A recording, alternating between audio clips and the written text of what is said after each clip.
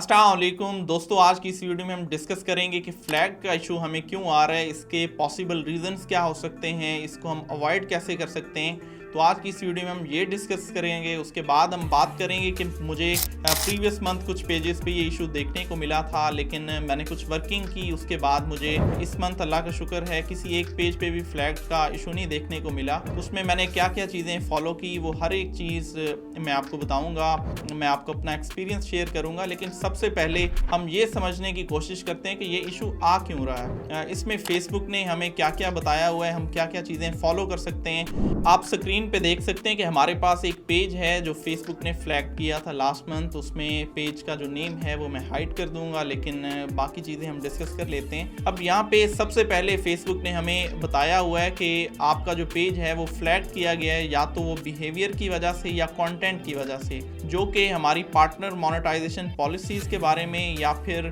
Content monetization policies को violet किया उसमें। अब इसमें हम देख लेते हैं कि इसमें कौन कौन सी ऐसी चीज़ें हैं जो फेसबुक ने हमें बताई हुई हैं। अब सबसे पहले हम पार्टनर मोनेटाइजेशन पॉलिसीज़ पे क्लिक कर लेते हैं। इसमें आप देख सकते हैं कि ये काफ़ी सारी चीज़ें हैं जो आपने ऑलरेडी रीड की हुई होंगी या फिर आप रीड कर सकते हैं। अब इसमें सबसे पहले तो मैं उन लोगों के लिए कुछ बात करना चाह रहा हूँ जो अनओरिजिनल कंटेंट लगा रहे हैं, जो किसी और का कंटेंट उठा के यूज़ कर रहे हैं, तो उन्हें ये प्रॉब्लम देखने को 100% मिलना है। अब काफ़ी सारे लोग ऐसे हैं जो पोस्टें कर रहे होते हैं कि हमारे पेजेस पे फ्लैग का इशू आया, क्योंकि फेसबुक ने हमें बता दिया हुआ है कि अगर आप ओरिजिनल कंटेंट नहीं लगाएंगे तो आपको फ्लैग का इशू आ सकता है। क्योंकि यहाँ पे हमारे सामने है कि फेसबुक ने हमें बताया हुआ है कि शेयर ओरिजिनल कंटेंट। उसके बाद क्या है, उसके बाद ये है कि शेयर ऑथेंटिक कंटेंट। उसके बाद हमारे पास और भी काफ़ी सारी चीज़ें हैं जिसमें फेसबुक ने हमें बताया हुआ है कि आप पेमेंट टर्म्स को फॉलो करें। इन शॉर्ट ये सारी चीज़ें हमने इनका बड़े अच्छे से ख्याल करके फिर अपना कंटेंट जनरेट करना है, फिर हमने अपनी चीज़ें करनी है, तभी हमें इस इशू से हम बच सकते हैं। अब इसमें अगर देखें हम पार्टनर मोनेटाइजेशन के बारे में, तो सबसे पहले तो यहाँ पे कंटेंट मोनेटाइजेशन पॉलिसीज का फेसबुक ने हमें कहा हुआ है कि आप ये फॉलो करें। इसके बाद उन्होंने हमें कहा हुआ है कि आप अपना ओरिजिनल कंटेंट लगाएं, आप किसी और का कंटेंट ना यूज करें। उसके बाद उन्होंने कहा हुआ है कि आप ऑथेंटिक एंगेजमेंट। अब काफी सारे लोग पैनल के फॉलोअर्स यूज कर रहे होते हैं, पैनल के व्यूज यूज कर रहे होते हैं, या डिफरेंट वेबसाइट्स पे अपना लिंक प्लेस करके, अपना लिंक ऐड करके और वहां से व्यूज ले रहे होते हैं। तो ये जितनी चीजें हैं ये भी फ्लैग में आती हैं। उसके बाद अगर हम कंटेंट के बारे में जाएं, यहाँ पे हम देखें कि कंटेंट मोनेटाइजेशन पॉलिसीज में क्या क्या है, तो फेसबुक ने हमें काफ़ी सारी चीज़ें बताई हुई हैं कि आप वीडियोस जो हैं वो स्टैटिक नहीं होनी चाहिए, आपने पूल क्रिएट ना किया हुआ हो, स्लाइड शो नहीं होना चाहिए, एक जैसी वीडियोस आपने बार बार यूज़ ना की हो। उसके अलावा एंगेजमेंट में आप देख सकते हैं कि आपने फेक एंगेजमेंट, किसी तरह का कोई ऐसा प्रॉब्लम क्रिएट नहीं करना। फिर हमारे पास है हेट स्पीच। सबसे बड़ा जो वायलेशन है फ्लैग में वो ये है कि हमने धमकी आमेज लैंग्वेज यूज़ नहीं करनी, ना ही टाइटल में, ना ही डिस्क्रिप्शन में और ना ही कंटेंट में। उसके बाद हमारे पास है हमने सेक्सुअल कंटेंट नहीं यूज करना, हमने कोई भी ऐसा कंटेंट नहीं लगाना जो फेसबुक हमें अलाउ नहीं करे। लाइक हमने इसराइल पे, ईरान पे कोई कंटेंट नहीं बनाना, हमने फ़लस्तीन के बारे में डिस्कस नहीं करना, हमने किसी इंडिविजुअल को धमकी नहीं देनी, हमने किसी इंडिविजुअल कंट्री को डिस्कस नहीं करना, धमकी आमेज वर्ड्स में नहीं बात करनी। तो अगर हम इस तरह का कोई भी टाइटल लगाते हैं, डिस्क्रिप्शन लगाते हैं या कोई भी इस तरह की एक्टिविटी करते हैं, तो हमें 100% फ्लैग डालने का खतरा है। एक बार फिर मैं आपको बता दूं कि अगर आप स्ट्रॉन्ग लैंग्वेज यूज करेंगे, ये सारी चीजें यहाँ पे फेसबुक ने हमें बताई हुई है। मिस इन्फॉर्मेशन है, मेडिकल मिसलीडिंग इन्फॉर्मेशन है, तो ये सारी चीजें आपने इनसे अवॉइड करना होता है। अगर आप इनमें से किसी भी तरह का कंटेंट लगाते हैं तो आपको इशू आएगा। अब इसमें काफी सारी चीजें ये भी हैं कि लोग कहेंगे कि हमारा तो कंटेंट 100% ओरिजिनल है, उसके बाद हमने ऐसा टाइटल भी यूज नहीं किया, डिस्क्रिप्शन भी यूज नहीं किया, तो कहीं ना कहीं कोई ना कोई आप मिस्टेक लाजमी कर रहे हैं। क्योंकि प्रीवियस मंथ तक मुझे ये लग रहा था कि ये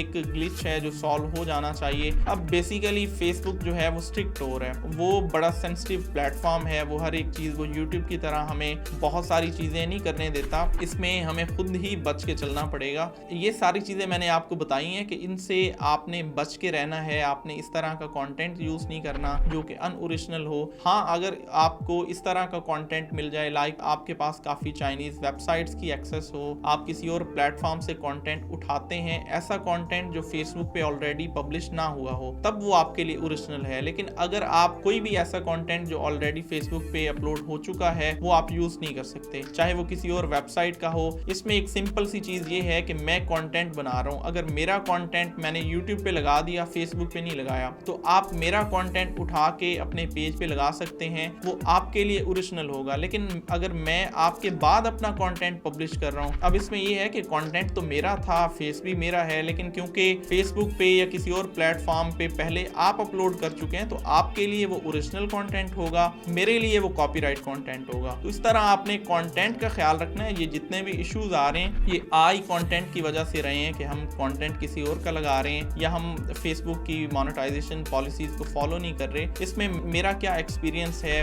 मैंने क्या क्या चीजें फॉलो की हैं। अब मेरा कंटेंट जो था वो 100% ओरिजिनल था, लेकिन एक चीज में मिस्टेक हो रही थी कि हम जो कंटेंट लगा रहे हैं, कंटेंट में हम टाइटल का ख्याल नहीं कर रहे। अब ये इश्यूज जो आ रहे हैं, ये अगर हम धमकी आमेज लैंग्वेज में इसने उसे उड़ा दिया, कत्ल कर दिया, उसके साथ ज्यादती हो गई, अब ये होने वाला इसराइल को, अब ये होने वाला है, तो इस तरह के जितने भी टाइटल हैं, या अगर हम बच्चे के बारे में, क्योंकि फेसबुक चिल्ड्रंस के बारे में बहुत ज्यादा सेंसिटिव है, अगर आप इस तरह का कंटेंट लगाते हैं तो फेसबुक उसे फ्लैग कर देता है। आपने काफी देखा होगा कि रिकमेंडेशन सेक्शन में जब आप जाते हैं तो वहां भी आपको इशू देखने को मिलता है, वो ये है कि वहां पे कुछ कंटेंट हमारा फ्लैग हुआ होता है, तो उससे हमने बच के रहना है। हमने बड़ा सॉफ्ट कंटेंट बनाना है, फिर हमने अपनी वीडियोस में डिस्क्लेमर लाजमी ऐड करना है, क्योंकि अगर हम डिस्क्लेमर ऐड नहीं करेंगे तब भी हमें ये इशू आ सकता है। तो उसमें सिंपल सा टाइटल हो, सिंपल सी डिस्क्रिप्शन हो, वीडियोस में कोई गालम क्लोज ना हो, कोई लड़ाई पिटाई किसी की ना हो रही हो, कॉमेडी आप जनरेट करें, एंटरटेनमेंट का कंटेंट है, क्योंकि आपने अब काफी सारे लोग पोस्ट कर रहे हैं कि हम फेसबुक को एग्जिट कर रहे हैं, उसका कोई स्कोप नहीं है, उसका कोई फ्यूचर नहीं है। इसमें अब एक चीज ये है कि आपकी अपनी मिस्टेक है, आपको टाइम के साथ चेंज होना चाहिए।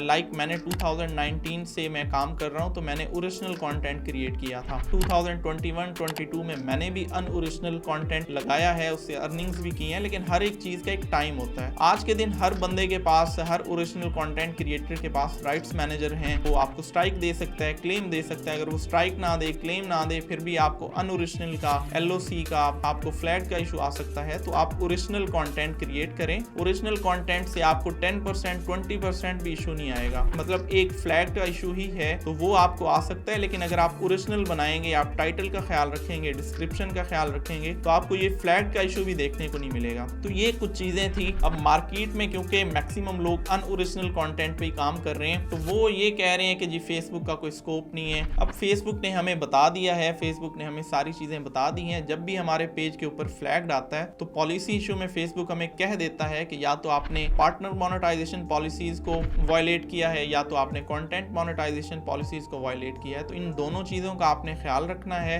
इन दोनों चीजों को आपने फॉलो करना है। उसके बाद आपने जो कंटेंट लगाना है उसमें भी आपने एंड पे या स्टार्ट में डिस्क्लेमर ऐड करना है। डिस्क्लेमर के बाद आपने एक और चीज ये करनी है कि उसमें बड़ी ही सिंपल चीजें, बड़ी ही सिंपल सी चीजें जो फेसबुक हमें अलाउ करता है वो हम लगाएं, और हमें इंशाल्लाह ऐसा कोई प्रॉब्लम फेस करने को नहीं मिलेगा। इसमें आप लोगों की क्या राय है, आप लोगों की क्या रिसर्च है? अब कुछ लोग ये भी कहेंगे कि हमारा तो अनओरिजिनल कंटेंट है लेकिन हमारे पेजेस सेफ हैं, हमें कभी कोई इशू नहीं आया। तो उसमें ये है कि हो सकता है आप उसमें एडिटिंग ऐसी कर रहे हो, आप कंटेंट उठा ऐसी जगह से रहे हो जो कंटेंट ऑलरेडी फेसबुक पे पब्लिश ना हुआ हो, तो वो फिर आपके लिए ओरिजिनल कंटेंट होगा। अगर आप इस तरह से वर्किंग कर रहे हैं तो उसमें आपको ये इशू नहीं आएगा। लेकिन जहां तक मुझे लगता है, जहां तक मैंने इस चीज पे रिसर्च की है, तो ये उन लोगों को फ्लैग का इशू आ रहा है जो अनओरिजिनल कंटेंट यूज कर रहे हैं, जो ओरिजिनल कंटेंट की तरफ मूव नहीं कर रहे, उन्हें बहुत ज्यादा ये इशू आ रहा है। तो होपफुली आपको कुछ चीजें क्लियर हो गई होंगी। आपके कोई भी क्वेश्चंस हो तो आप कमेंट सेक्शन में लिख सकते हैं, उसका मैं आपको कोशिश करूंगा रिस्पॉन्स करूं। और उसमें अगर आप मुझसे बात करना चाहते हैं, आप मुझसे कोई भी चीज डिस्कस करना चाहते हैं, तो डिस्क्रिप्शन में हमारा फेसबुक का ग्रुप भी ऐड है, आप उसमें भी अपने क्वेश्चन पोस्ट कर सकते हैं। हमारी टीम है जो आपको रिस्पॉन्ड करेगी। उसके अलावा अगर आप